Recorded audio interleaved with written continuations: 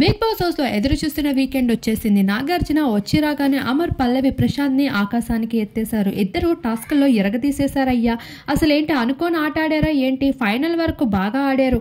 అమర్దీప్ ఏంటయ్యా కాస్త ఫ్రాడ్ కూడా ఆడేవాడిని కనిపించలేదా? ఆ ఫాల్ గేమ్స్ ఏంటయ్యా? గౌతమ్ అలా రాస్తూ ఉంటే దొంగతనంగా తొంగి తొంగి చూసి మరీ రాసేస్తున్నావు. కంటెస్టెంట్స్ చూడకపోతే ఏమైంది? బిగ్ బాస్ ఆడియన్స్ చూస్తున్నారు కదా, నీకేం అనిపించదా ఏంటయ్యా? గెలవడం కోసం కాళ్ళ వెళ్ళ పడుతున్నా, ఆఖరికి ఫాల్ గేమ్స్ కూడా ఆడుతున్నావు అంటే, లేదు సార్ నేను ఎలా అయినా గెలవాలని నాకు కసి ఎక్కువగా ఉంది అంటే, నాకు నీలో ఆ కసి చాలా నచ్చింది. ప్రశాంత్ నువ్వు కూడా ఏంటయ్యా ఇసుక తవ్వడంలో, ఆ ఇసుక పొయ్యడంలో నీకన్నా మట్టి మనిషి ఇంకెవడో లేడని విషయం నిరూపించుకున్నావు.